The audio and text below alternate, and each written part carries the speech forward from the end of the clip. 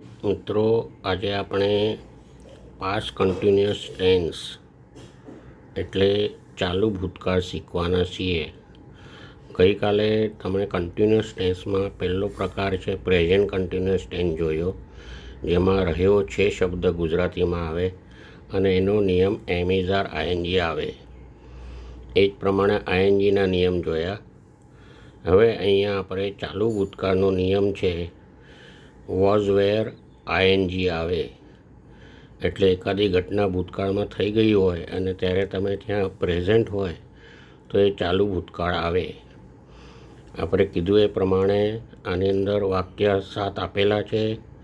મેં તમને કહ્યું એ પ્રમાણે ચાલુ ભૂતકાળનો નિયમ ખાસ યાદ રાખવાનો. પહેલું છે આઈ વોઝ પ્લેઇંગ, હું રમી રહ્યો હતો. વી વેર પ્લેઇંગ, અમે રમી રહ્યા હતા.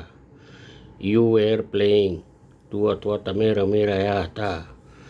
દે વેર પ્લેઇંગ, તેઓ રમી રહ્યા હતા. આ પ્રમાણે આ 7 વાક્ય તમારે ગુજરાતી ઇંગ્લિશમાં પાકા કરવાના છે. અને એ જ પ્રમાણે મેં કીધા એ 4 ક્રિયાપદ લેવાના છે શરૂઆતમાં, જે રાઇટ છે, ક્રાય છે, ઈટ છે.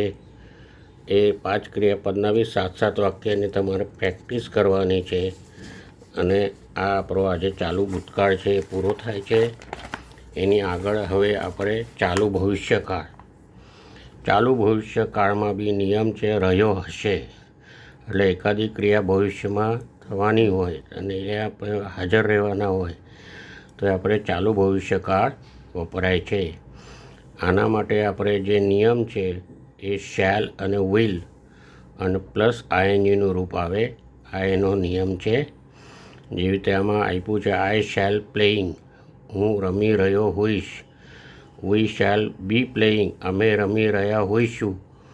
યુ વિલ બી પ્લેઇંગ, તું અથવા તમે રમી રહ્યા હશો. આ 7 વાક્ય તમારે ગુજરાતી ઇંગ્લિશમાં લખવાના છે. અને મેં કીધું એ પ્રમાણે ક્રિયાપદની પ્રેક્ટિસ તમારે કરવાની છે. 5 ક્રિયાપદની, એટલે 35 વાક્ય આ લખવાના છે. આટલું થઈ જાય એટલે કન્ટિન્યુઅસ ટેન્સની તમારે પરીક્ષા આપવાની છે. નીચે ક્રિયાપદ ગુજરાતીમાં આપેલું છે એનું ઇંગ્લિશમાં કરવાનું છે. મેં તમને કીધું એ જ પ્રમાણે આનું કરતી વખતે શું ધ્યાનમાં રાખવાનું છે કે શું શબ્દ આવ્યો, રહ્યો છું એટલે પ્રેઝન્ટ કન્ટિન્યુઅસ ટેન્સનો નિયમ એમ ઇઝ આર આઈએનજી યાદ રાખવાનું. રહ્યો હતો શબ્દ આવે તો વોઝ વેર આઈએનજી યાદ રાખવાનું.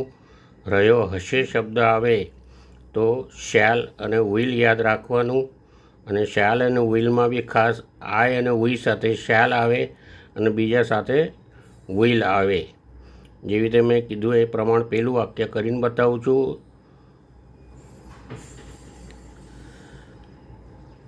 રાજુ રમી રહ્યો છે. આમાં મિસ્ટેક છે એટલે એમાં એમ કરજો રાજુ રમી રહ્યો છે. બરાબર, પહેલાં રાજુ લખવાનું રહી ગયું છે તો આનું આવશે રાજુ રમી રહ્યો છે. એનું ઇંગ્લિશ છું શબ્દ આવ્યો એટલે વર્તમાન કાળ. રહ્યો શબ્દ આવ્યો એટલે પ્રેઝન્ટ કન્ટિન્યુઅસ ટેન્સ ચાલુ વર્તમાન કાળ આવે.